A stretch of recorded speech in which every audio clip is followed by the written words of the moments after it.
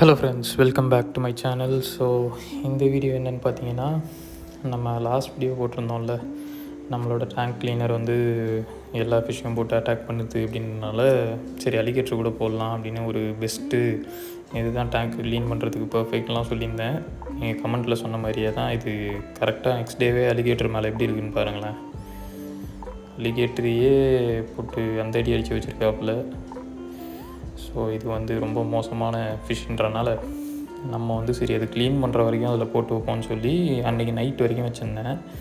So நம்மளே clean பண்ணால் கூட அந்தளவுக்கு வராது, கொஞ்சம் நல்லாவே க்ளீன் பண்ணிடுச்சு. இதுக்கு மேலே அது அங்கே இருக்க வேணான்னு சொல்லிவிட்டு அதை எடுத்து நம்ம வந்து தனியாக அந்த மாதிரி ஒரு பார்ட்டிஷன் போட்டு சும்மா டெம்ப்ரவரியாக அதை வைக்கலாம்னு சொல்லி வச்சுருந்தேன். அதுக்கப்புறம் ப்ளேஸ் பார்த்துட்டு அதை போட்டுடலாம் அப்படின்னு.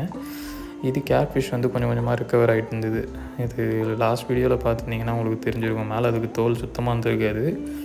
ஓரளவுக்கு இப்போது ரிக்கவர் ஆகிற வீடியோஸ் தான் இதெல்லாம். நான் ஒரு குட்டி குட்டி கிளிப்பிங்காக எடுத்து வச்சுருந்தேன். லாஸ்ட் வீடியோ போட்டதுலேருந்தே நான் அந்த வீடியோவும் போடல. அப்பப்போ இந்த ஃபீடிங் ப்ளஸ் க்ளீனிங் இதெல்லாம் எடுத்து வச்சுருந்தேன் வீடியோ. ஸோ அதுதான் மொத்தமாக இப்போ ஒரு வீடியோவை பார்க்குறோம் நம்ம. இது பார்த்திங்கன்னா நம்ம அலிகேட்டருக்காருக்கு டேங்க் கிளீனர்லாம் பிரித்ததுக்கப்புறமா லிவர் போட்டிருந்தேன். அந்த கிளிப்பிங் தான் இது. பார்த்திங்களா, இப்போலாம் வந்து நம்ம வீடியோ எடுக்கிறோம், இல்லை ஜஸ்ட் அந்த டாப் ஓப்பன் பண்ணிவிட்டு ஃபோன் எடுத்து வைக்கிறோம், வீடியோ எடுக்கிறோம், அப்படி தூக்கி போட்டால் கூட அது இப்போலாம் பயப்படுறது கிடையாது. நம்ம தூக்கி போட்டு நம்ம பாட்டு வீடியோ எடுத்துருந்தாலும் சாப்பிட்ருது. என்ன அதுக்கு இந்த பிளேஸு தான் கொஞ்சம் சரியில்லை. அதுக்கு தான் நானும் என்னென்னமோ வழி பார்த்துக்கிட்டு இருக்கேன், எதுவும் செட் ஆக மாட்டுது. ஏன்னா இதுக்கு இடம் பெருசாக வேணும் இல்லையா, அதனால் அது கொஞ்சம் பார்த்து தான் பண்ணோம்.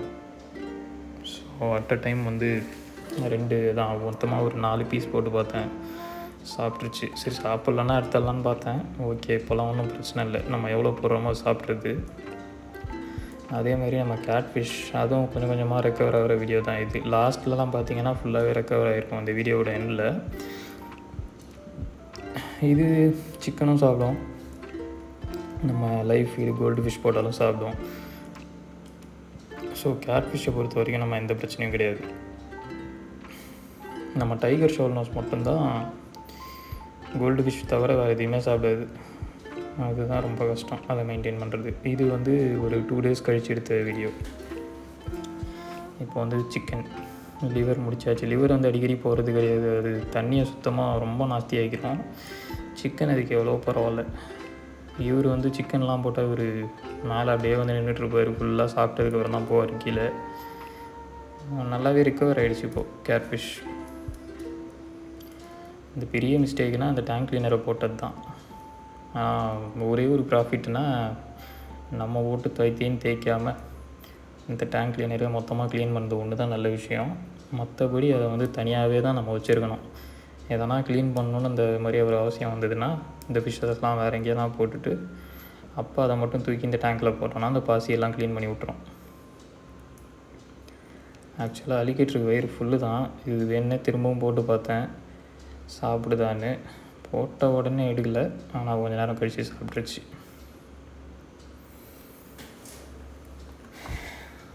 நம்ம சிக்கன் வந்து சில்வர் வரானுக்கு போடுறது கொஞ்ச நாள் ஸ்டாப் பண்ணியிருந்தோம். அது இந்த கோல்டு ஃபிஷ் இது மாதிரி தான் சாப்பிட்டுட்டு இருந்தது. இது போட்டாலும் வேஸ்ட் பண்ணிடுதுன்னு போடாமல் இருந்தேன். நான் அன்றைக்கி என்னமோ அதிசயம் ஒரு பீஸ் போட்டேன், சாப்பிட்ருச்சு. ஸோ இதுங்களுக்கெல்லாம் ஃபீட் ஃபிஷ் வாங்கலாம், சிக்கனே ரொம்ப நாள் ஓடுதுன்னு சொல்லிட்டு ஃபஸ்ட்டு டைம் போயிருந்தேன். மொத்தமாக எனக்கு தெரிஞ்சு இந்த வீடியோவில் ஒரு 3 தடவை போய் ஃபீட் ஃபிஷ் மட்டுமே வாங்கியிருப்பேன். எல்லா கிளிப்பிங்கும் ஒன்றா தான் சேர்த்துருக்கேன். இது வந்து நம்ம ஃபஸ்ட் டைம் போனப்போ வாங்கினது. எப்போவும் போல் 200 வாங்குவோம்ல அது. ஃப்ளவர் ஆன் பார்த்தேன், இது 4000 நினைக்கிறேன். இதுக்கு பக்கத்தில் உள்ளது 3000 போட்டிருந்தாங்க. ஆனால் அந்த ரேட்டுக்கெல்லாம் இது ஒர்த்து மாதிரி தெரில. என்னென்ன ஃபிஷ்ஷஸ் இருந்ததுன்றது சும்மா வீடியோ எடுத்துகிட்டு இருந்தேன், அவங்க வந்து மீனை பிடிச்சி பேக் பண்ணுற வரைக்கும். ஸோ வாங்கிட்டு வந்துட்டு நம்மளோட அரோனாவுக்கு ஃபஸ்ட்டு போடலான்ட்டு. இதுதான் கொலப்பசியில் இருந்தது. இது லைவ் ஃபீடுனாலே ரொம்ப ஆக்டிவ் ஆகிடுது போகலாம்.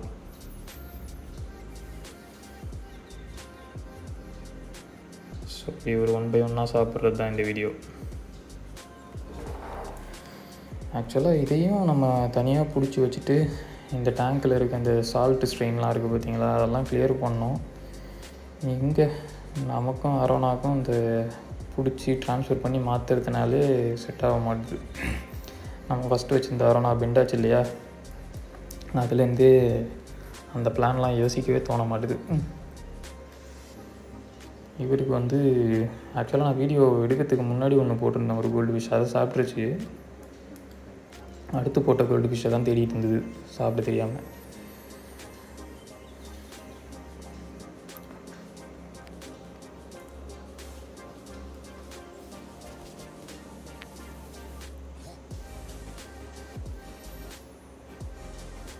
இது வந்து நம்ம டைகர் ஷோல்னோஸோட டேங்க்கு. இதுக்கு இது தவிர வேறு எதுவுமே சாப்பிட தெரியாது. லைஃப் ஃபீடு மட்டும்தான். கோல்டு ஃபிஷ்ஷோ மாலியோ எதை நம்ம போட்டாலும் லைஃப் ஃபீடு மட்டும்தான் சாப்பிடும். சிக்கன் போட்டால் என்ன பசியில் இருந்தாலும் சரி சட்டையே பண்ணாது, தொட்டு கூட பார்க்காது. இது வந்து பள்ளிக்கரணையில் வந்து சாரதா அக்வாரியம்னு ஒன்று இருந்தது. இது எங்கேயும் அடிக்கடி அப்போனா அந்த சைட் போகிறப்போ வாங்குவேன். அன்றைக்கி அந்த பக்கம் போனதுனால சரி அங்கேயே வாங்கிடலான்ட்டு வாங்கினேன். என்ட்ரன்ஸ்லேயே போனோடனே பார்த்தேன் ஷார்க்கு ஒரு 4 கிடந்தது. சரி இது கண்டிப்பாக யார் வீட்டிலனா வளர்த்ததாக தான் இருக்கும்னு கேட்டேன். ஆமாண்ணாரு, ஏன்னா ஷார்க்கை தான் வளர்ந்துருச்சுன்னு எடுத்துகிட்டு போய் விட்ருவோம். நானும் அந்த வேலையெல்லாம் பண்ணியிருக்கேன். ஆனால் அதுக்கப்புறம் வளர்த்த ஷார்க்கை வந்து நம்ம வளர்த்த அலிகேட்டர் சாப்பிட்ருச்சு. என் ஃப்ரெண்டும் என்னை நம்பி எடுத்துகிட்டு வந்து ஒரு ஷார்க் 2 கொடுத்தான், பெரிய சைஸு. அது சரி அலிகேட்டர் கூட போட்டு வச்சுருந்தா பார்த்தா அதையும் தின்றுச்சு. இது நம்ம இதுக்கு முன்னாடி வச்சுருந்த அலிகேட்டர். இதெல்லாம் இந்த கோல்டெல்லாம் 120ன்னு நினைக்கிறேன். சரி நம்ம வந்து 10 ரூபா பெர் பீஸ் இருக்கும் இல்லையா, அது வாங்கினோம். டேங்க் வந்து டஸ்ட்டு ரொம்ப சேர்ந்த மாதிரி இருந்தது, அதனால் அதை கிளியர் பண்ணிடலாம் அப்படின்னு சொல்லி அரோனாவுக்கு தண்ணி மாற்றத்துக்கு இருந்தேன். இந்த ஃபில்ட்ரு வந்து இந்த இப்போ போட்டிருக்கோம் பாருங்கள், சம்பு தானே ஃபஸ்ட்டு வச்சுருந்தோம். அது வந்து கொஞ்சம் க்ளீனாக இருந்தது பாட்டம். இது வந்து கொஞ்சம் ரொம்ப உப்பு சேர்ந்த மாதிரி ஒரு மாதிரி இருக்குது. இருந்தாலும் சம்பை விட இதே பரவாயில்ல ஒரு ஃபிஷ்ஷுக்குன்னு சொல்லி தான் இது இப்போ வச்சுருக்கேன். ஏன்னா சம்புக்கு வந்து டேங்க் எல்லாம் ப்ராப்பராக செட் பண்ணால் ஒழுங்காக பண்ணணுன்றனால அதில் இன்னும் கை வைக்கலை. இது பார்த்திங்கன்னா அந்த எப்போவும் வாங்குகிற ஷாப்பில் இருக்க டேங்க் செட்டப் தான், அலிகேட்டர். இதுக்கு முன்னாடி 3 டேங்க் உடச்சிருக்குன்னு சொல்கிறாங்க. இப்போயும் 12 mm கிளாஸில் தான் இருக்குது. நம்ம டேங்க் மாதிரி தான், நார்மல் கிளாஸ். பார்ப்போம், சிமெண்ட் டேங்க் செட் ஆகலைன்னா நம்மளும் நம்மளோட டேங்க்கில் விட வேண்டியதுதான். உடைக்காமல் இருந்தால் சரி. நீங்கள் யாரும் அலிகேட்டர் வந்து கிளாஸ் டேங்க்கில் இருந்த ஒரு எப்படி சொல்கிறது வளர்த்துருக்கீங்க, ஒரு 2 years வச்சுருந்துருக்கீங்க, அந்த மாதிரி யாருக்கும் ஐடியா இருந்தால் சொல்லுங்கள். Glass tank suggest பண்ணுவீங்களான்னு.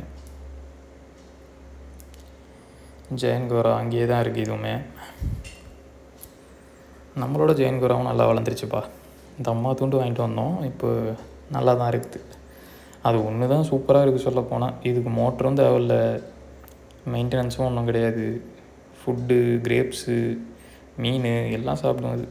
இது வந்து ஒரு டேங்க் கிளீனிங் ஆசிட் வாங்கிட்டு வந்திருந்தேன். இது எதுக்குன்னு பார்த்தீங்கன்னா, நம்மளோட ஃப்ரிட்ஜ் பாக்ஸில் இப்போ கேட் ஃபிஷ்ஷு டேங்க் கிளீனர் இருக்குது பார்த்தீங்களா, அந்த ஸ்பேஸை வந்து கிளியர் பண்ணணுன்ற ஒரு சிச்சுவேஷனு. அதனால் நம்ம வந்து சம்பு டேங்கில் இருக்க பார்ட்டிஷனை பிரிச்சுட்டு ஒரு சைடு ரெட் டெயிலும் இன்னொரு சைடு டைகர் ஷோல்னோஸும் போட்டு கீழே உள்ள ஸ்டாண்ட் ஸ்பேஸில் வந்து ஜெயன்கோரா 2 feet டேங்கில் வச்சிடலான்ட்டு ஒரு பிளான் பண்ணேன். ஆனால் அந்த டேங்கை க்ளீன் பண்ணுன்றதுக்காக தான் அந்த ஆசிடை வாங்கினேன். ஏன்னா இந்த மெயின் டேங்குக்கு இதெல்லாம் பத்தாது, இதையும் க்ளீன் பண்ணோம் சீக்கிரம். ஆக்சுவலாக நான் அந்த சம்பு சொன்னேன் இல்லையா, அந்த டேங்கை க்ளீன் பண்ணிட்டேன். அந்த வீடியோ தான் நம்ம நெக்ஸ்ட் வீடியோவில் பார்ப்போம். இது வந்து அந்த நெக்ஸ்ட் வீடியோவுக்கான ஒரு சின்ன கிளிப்பிங். நம்ம கேட்ஃபிஷ் எவ்வளோ பெருசு இருக்குது பார்த்தீங்களா இப்போது. ஸோ நம்ம வந்து நெக்ஸ்ட் வீடியோவில் இந்த செட்டப் தான் பார்க்க போகிறோம். சீக்கிரமே இதையும் அப்லோட் பண்ணுறேன். தேங்க்ஸ் ஃபார் வாட்சிங் ஃப்ரெண்ட்ஸ்.